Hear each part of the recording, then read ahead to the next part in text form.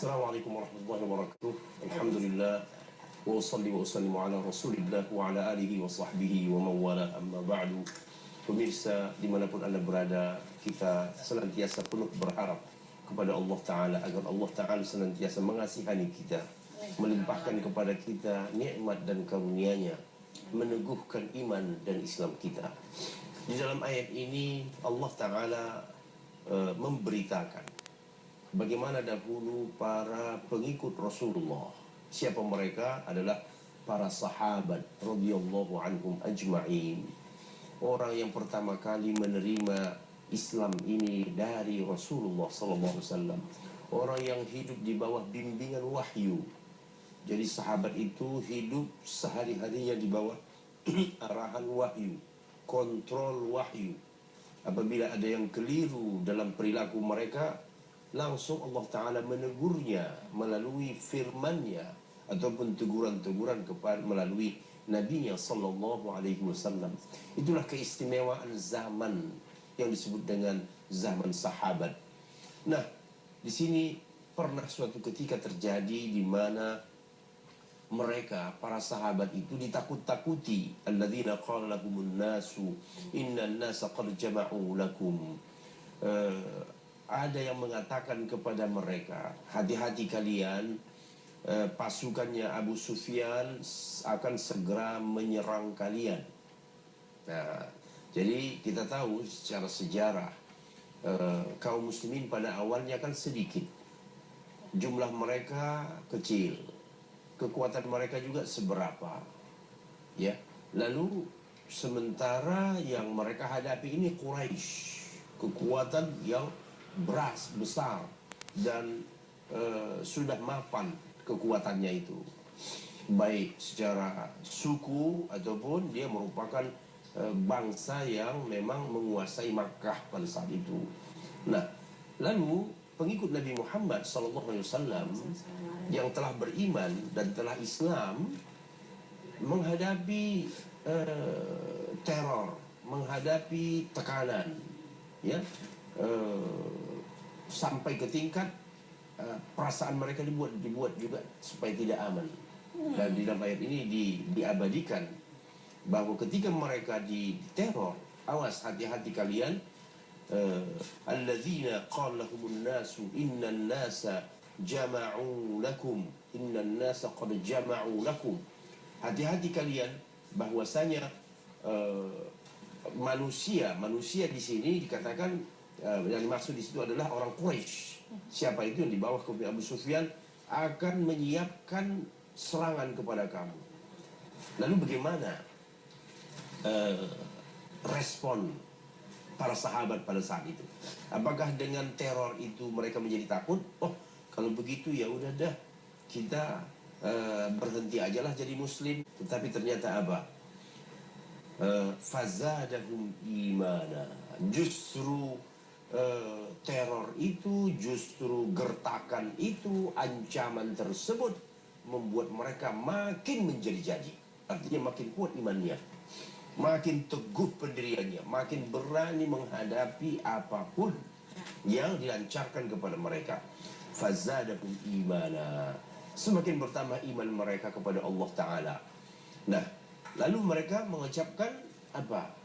Hasbunallahu wa ni'mal wakil. Cukuplah Allah menjadi penolong kami dan dialah sebaik-baik wakil, sebaik-baik penolong. Jadi itulah yang keluar dari mulut mereka ketika mereka mendengar ancaman. Hasbunallah, cukuplah Allah sebagai penolong kami. Jadi ini semuanya membuktikan bahwa para sahabat itu hubungannya sangat dekat dengan Allah Ta'ala, kepasrahannya kepada Allah Ta'ala. Apa yang terjadi menimpa dirinya langsung mereka serahkan kepada Allah Ta'ala. Orang di zaman sekarang itu agak susah. Jadi karena hubungan tidak begitu dekat dengan Allah Ta'ala, sehingga dia merasa hidup itu sendiri saja, seolah-olah dia tidak ada yang membackup dia di belakang. Kalau dia susah, kalau dia menghadapi suatu persoalan, ya udah, saya sendirilah ini menghadapinya. Padahal sesungguhnya kalau orang merasa beriman, Walaupun dia sendiri, tetapi dia merasakan ada kekuatan yang lebih hebat, yang dahsyat di belakangnya, senantiasa mendukung dan menolongnya. Itu membuat orang-orang kadang makanya jadinya merasa sendiri begitu kan, karena mereka akhirnya beban mereka menjadi berat.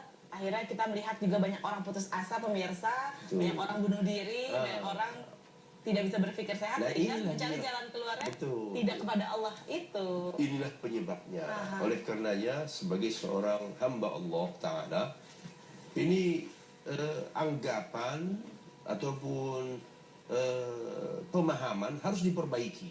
Harus diperbaiki. Bahwa kita ini tidak hidup sendiri.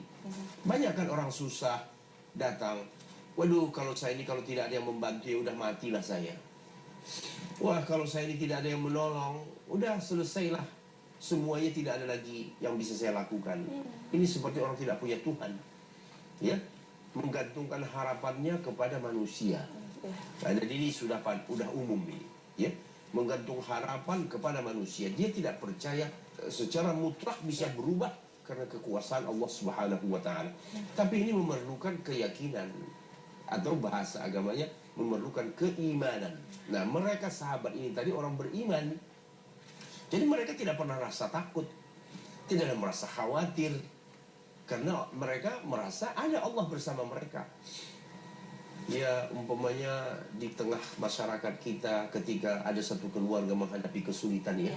Nah, suaminya mungkin tidak bertanggung jawab, sementara tanggung jawab ataupun belanja pengeluaran besar. Lalu dia mengatakan apa? Udah, saya ini sudah tidak tahu lagi mau buat apa. Wah, ini orang-orang yang putus harapan seperti ini. Dia tidak sadar bahwa di belakang dia, di sekitar dia ada Allah Subhanahu wa Ta'ala yang tetap melakukan ya tetap memberikan dukungan, pertolongan, mendengar suara rintihan hambanya. Tapi ini perlu keimanan. Sebagaimana halnya sahabat. Sahabat ini tidak tanggung-tanggung lagi. Pasukan yang pada saat itu pasukan yang kuat, ya, gengnya Abu Sufyan sebelum dia masuk Islam ya. Tapi Abu Sufyan belakang masuk menjadi sahabat mulia, sahabat yang ya namanya sahabat. Sahabat itu adalah orang yang keimanannya tidak bisa dibandingkan dengan keimanan orang zaman sekarang. Nah, jadi sahabat Nabi yang tadinya dimusuhi, diancam, bukan justru makin takut. Kalau ini seperti sekarang, umpamanya seperti kita di zaman ini, andaikan ada kekuatan yang besar mengancam, ya semuanya pada bubar sudah. Mundur Pak Ustadz. Iya. Atau pilihan yang lain ikut kepada mayoritas. Mengikut arus. Mengikut arus. Ya udah kita gitu ikut arus lah. Ya. Kalau sudah arusnya mendukung geng A, ya udah kita ikut aja lah, karena kita nggak bisa melawan supaya ya. Supaya aman merasa dirinya terancam. Ini orang-orang yang tidak beriman. Ya. Kalau orang beriman, seperti apapun yang dia hadapi itu menakutkan ataupun memang punya kekuatan besar, orang beriman itu tidak pernah merasa takut. Kenapa? Karena mereka merasa tidak sendiri. Mereka memiliki Allah yang Maha Pencipta, yang mengadakan segala sesuatu, pemilik seluruh alam. Loh, kalau Allah mau membalikkan alam ini, bisa tidak? Pasti bisa. Jadi kenapa takut? Kenapa takut sama manusia?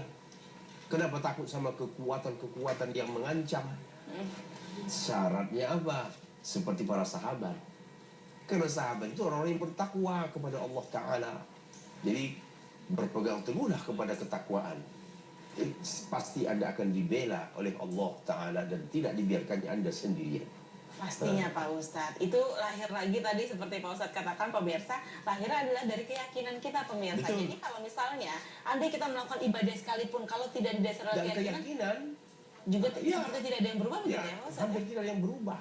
Jadi ini, makanya itulah membentuk keyakinan, itulah namanya akidah. Jadi membenahi akidah dulu, membenahi persepsi. Apa persepsi kamu tentang Allah yang maha berkuasa, yang maha merubah, yang mengatur alam. Alam ini bisa berubah dalam sekejap mata kalau Allah berkehendak.